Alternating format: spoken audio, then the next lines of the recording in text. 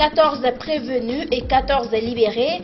C'est le résumé du verdict final dans le procès des enseignants et élèves arrêtés dans la foulée de la grève qui mine le secteur de l'éducation depuis 3 semaines.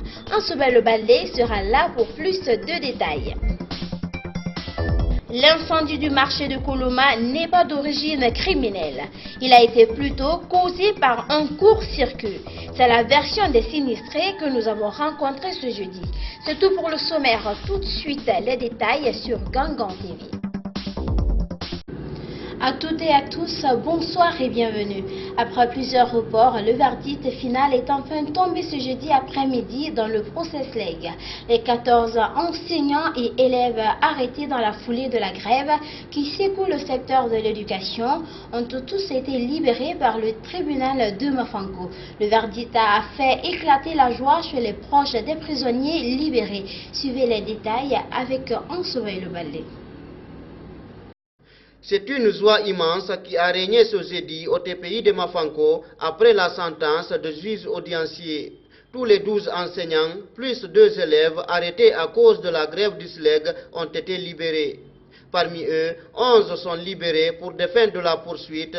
Les élèves, eux, sont condamnés à 3 mois de prison assortis de sursis chacun, plus un autre enseignant qui, lui, écope de 4 mois de prison également assorti de sursis. Cette décision a réconforté les enseignants et syndicalistes venus soutenir leurs camarades. Aujourd'hui est un jour béni pour nous tous. C'est la victoire de la raison, la victoire de la justice guinéenne, la victoire de nos avocats et le résultat du combat noble que le système éducatif est en train de mener pour l'amélioration des conditions de vie et de travail des enseignants guinéens. Nous sommes fiers de la justice comme je l'ai dit tantôt, mais surtout et je dis, chaque Guinéen là où il est doit être fier de nos avocats. Malgré la libération de leurs camarades, les enseignants ne semblent pas lâcher le combat. Ils sont déterminés à aller jusqu'au bout. Nous allons continuer le combat, ne s'arrêtera pas.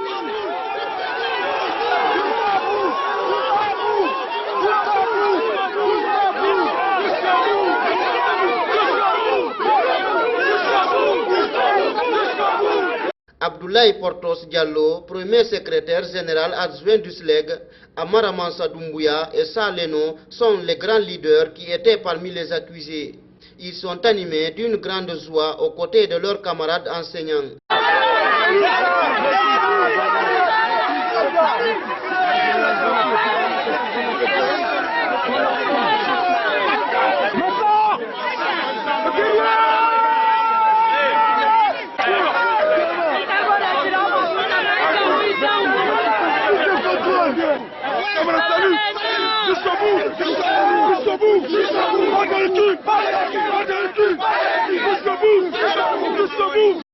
Les enseignants venus nombreux pour soutenir leurs camarades ont salué le combat mené par les avocats qui défendent les différents dossiers du SLEG. Suivez. Le combat mené par les avocats de la défense est reconnu par les enseignants du SLEG. Après la victoire au TPI de Mafanko ce jeudi, leurs noms sont chantés par les amis de la CRE.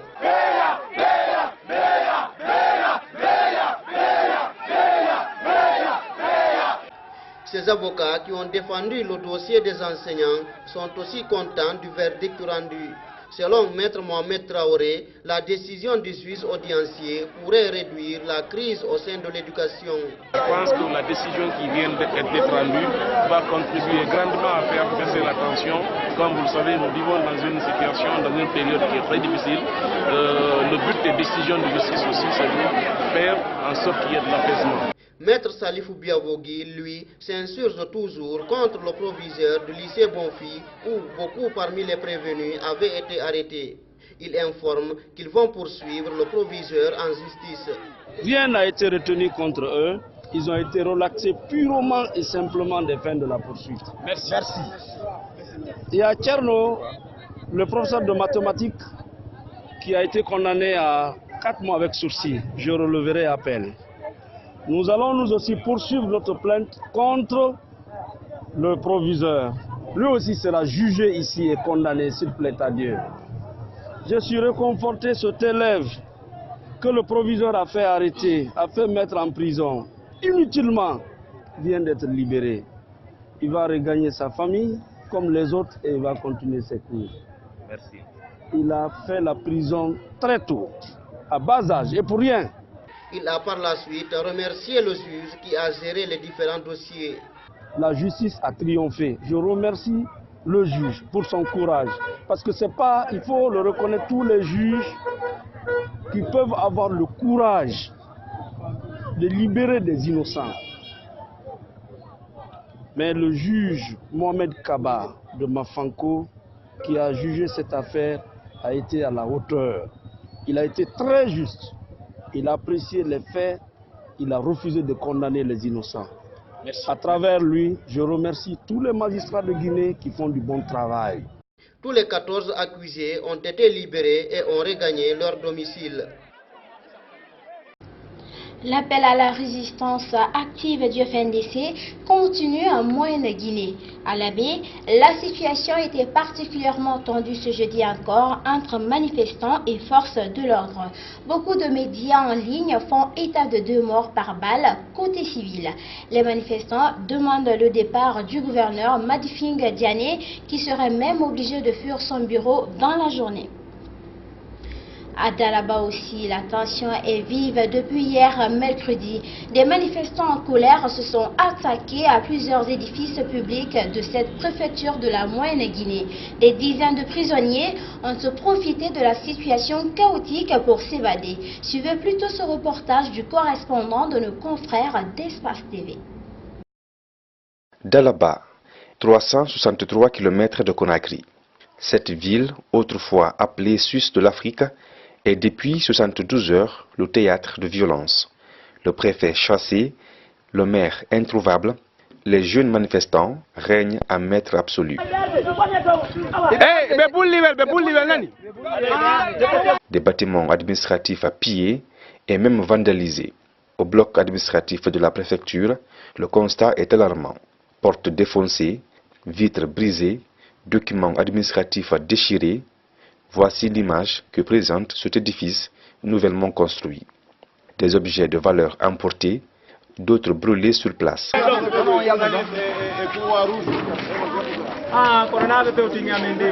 La résidence du préfet a également fait les frais. Au commissariat de police, même constat. Tout le monde se précipite pour la recherche d'objets précieux.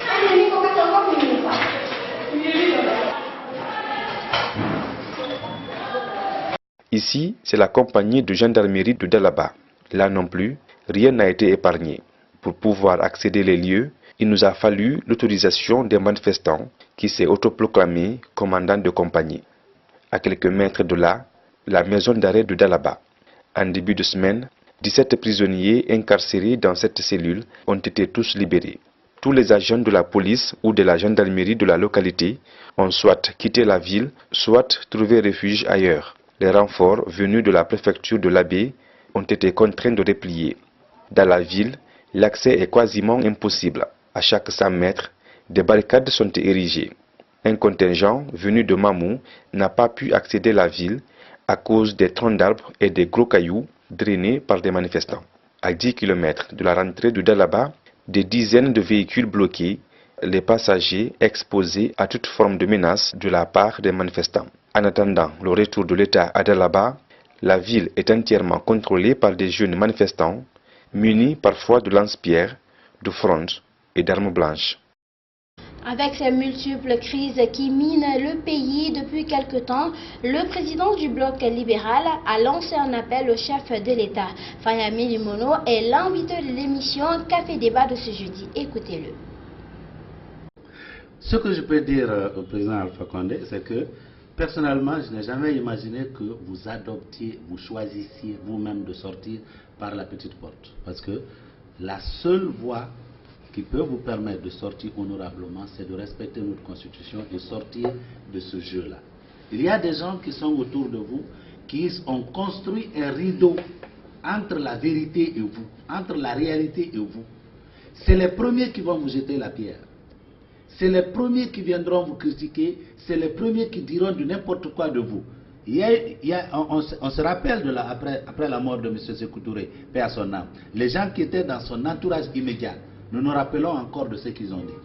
Nous nous rappelons de ce que ceux qui étaient dans l'entourage immédiat du général Lansana Conté ont dit de Lansana Conté. Alors, si vous pensez que ces troubadours qui sont autour de vous, qui sont en train de vous dire « Ah oui, monsieur le président, ah oui, monsieur le président », le jour que vous sortirez par la petite porte, vous les entendrez parler de vous, ça sera comme un rêve. Nous ne voulons pas que vous sortiez par la petite porte, alors ressaisissez-vous, renoncez à cela, vous irez par la grande porte. Vous aurez l'intégralité de cette émission tout à l'heure à 21h30. Précision importante sur l'incendie du marché de Koloma où une boutique et un atelier de couture ont été consumés par des flammes mercredi soir aux environs de 19h. Contrairement aux rumeurs qui faisaient état des flammes d'origine criminelle, les sinistrés disent que l'incendie a été plutôt causé par un court-circuit. Mamadou Tanouba et Sourekan Jabangora pour le reportage. C'est un incendie qui aurait pour origine un court-circuit qui a ravagé les contenus d'un atelier de couture et d'une boutique. Le feu s'est déclaré aux environs de 20h alors que les citoyens pour la plupart étaient à la prière. Mohamed Kajaliou a tout perdu dans les flammes. Son atelier est désormais un souvenir.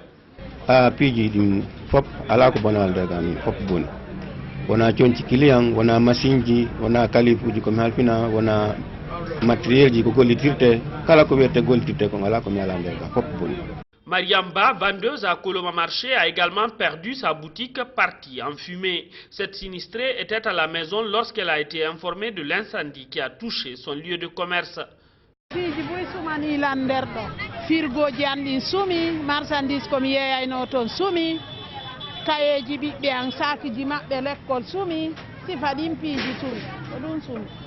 Allah no waɗi goto amen sumare haɗi mi yeeya gerto mi yaha mi waafo gerto ka libanette mi adda o gerto importé mi yeeyay ɗum mi yeeyay maaro basalle sukkar sifa ɗin mi yeeyaynoɗo ko ɗum sumi. Elhaj Aliou Diallo est l'un des premiers secouristes volontaires à arriver sur les lieux. Il déplore l'absence notoire des sapeurs-pompiers qui pourtant ont été appelés. Vous avez constaté ces deux boutiques qui est totalement grillées, brûlées, mais de l'autre côté quand même, on a pu au moins sauver les bagages qui se trouvaient dedans. Mais ce qui est plus grave, c'est quand on a appelé le sapeur-pompier. C'était à 19h, on a appelé le sapeur-pompier à 19h, jusqu'à 21h on était là. Les jeunes étaient tellement courageux, on a envoyé de l'eau, du sable, on a tout fait, le sapeur-pompier n'est pas venu. Imaginez quand il s'agit des barricades de la route. 1 minute, 2 minutes, vous barricadez la route ici tout de suite. Moins de 5 minutes, vous allez voir des pick-up partout. Le deuxième atelier a été vidé de son contenu par le voisinage qui a pu sauver les biens et matériels qui étaient dedans. Au Burkina Faso, une nouvelle loi pour lutter contre les groupes djihadistes a été votée mardi. Les députés ont donné leur aval pour le recrutement des volontaires afin de défendre la patrie. La veille, un groupe armé avait provoqué la mort de 36 civils à Nagragoya et à Lamou. Suivez ce reportage de nos confrères de TV5. Kaya, c'est ici, dans cette ville du nord du Burkina, que ces familles ont trouvé refuge. Lundi, des hommes en armes font irruption et sèment la terreur à Nagraogo et à Lamou, non loin d'ici. 36 villageois sont tués. Lamine Sebogo a croisé la route de ces terroristes. Ils étaient 6. L'un d'entre eux est venu vers moi et j'ai eu peur, donc je me suis retourné pour fuir. C'est quand j'ai fait demi-tour qu'ils ont commencé à tirer sur moi et j'ai continué. D'autres sont arrivés devant moi pour me barrer la route. J'ai foncé et je ne me suis pas arrêté pendant qu'ils tiraient. Une balle a percé mon casque. Lamine a pu trouver réconfort et aide auprès de sa famille. Robert, lui, a été accueilli par son frère. Il raconte que la peur régnait, car des hommes en armes étaient déjà venus dans le village 2 jours avant l'attaque.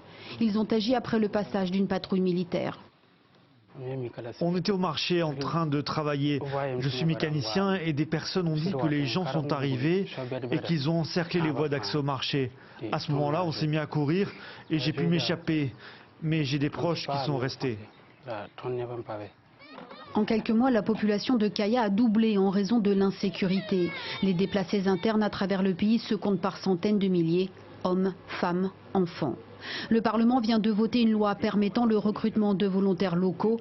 Formés par l'armée, ils assureront des missions de surveillance et de protection, notamment en cas d'attaque. Je pense que c'est plutôt une force. Maintenant, le défi réside dans l'encadrement qui doit se faire sur le terrain par les forces de défense et de sécurité pour faire en sorte qu'on ne vire pas à la milice. Des relais locaux sur le terrain, mais qui témoignent aussi des limites actuelles de l'action des forces de l'ordre burkinabé face aux violences djihadistes. Depuis 2015, les attaques terroristes ont coûté la vie à plus de 750 personnes au Burkina. Les opérations de déguerpissement se poursuivent au Nigeria. Les derniers déguerpis avaient seulement 1 heure pour quitter leur maison située sur une plage au bord de Lagos. L'armée y a contraint 10 personnes à fuir en les réveillant par des coups de feu. C'est le 24e quartier de la capitale visé par ce genre d'opération en l'espace d'un mois. Reportage. Des pirogues surchargées. À bord, pas de vivres ni de passagers, mais des matelas, des sacs et du mobilier entassés en vrac. Depuis l'aube, les bateaux traversent le bras de mer du centre-ville de Lagos jusqu'au petit port de Tarkwa-Bay où la population les attend, déboussolée et en colère. Ce sont des criminels, On n'a pas de président. Ça c'est mes affaires, mes tapis, tous mes trucs, j'ai plus rien. C'est la marine nigériane qui a réveillé les habitants par des coups de feu, avec ordre de quitter leur maison au plus vite. Ils nous ont dit, commencez à faire vos bagages, sans raison. On a juste fait nos valises, pris nos affaires, sans même un jour de préavis. L'armée leur a donné 1 heure pour partir. Pour certains, c'est tout simplement mission impossible. De l'aide, on a besoin d'aide. Regardez, tout le monde est parti, chacun de son côté. Pas de parents, pas de famille. Il n'y a plus personne pour aider qui que ce soit. Minda a 4 enfants et nulle part où aller. Ils veulent qu'on parte, peu importe où. Il n'y a pas de bateau pour nous transporter. Pas de voiture pour déplacer toutes nos affaires jusqu'au port. Rien. L'expulsion fait partie de l'opération Awatse, contre le vandalisme des équipements de la NNPC, la compagnie nationale de pétrole. L'État accuse les habitants d'endommager les oléoducs le long des plages et de voler du brut. Il y a des gens qui commettent des crimes. On a des agences de sécurité partout dans nos îles. Ce sont elles qui devraient s'assurer que ces choses n'arrivent pas. Mais nous, les pauvres, on en paye le prix. Pour les associations de défense des communautés, l'opération vise surtout à chasser les plus démunis des zones de bord de mer, des quartiers très prisés pour des projets immobiliers. Dans une mégalopole comme Lagos, le mètre carré s'arrache parfois à prix d'or. Et voilà, c'est la fin de ce journal à tous. Merci de l'avoir suivi et bonne suite de programme sur nos antennes.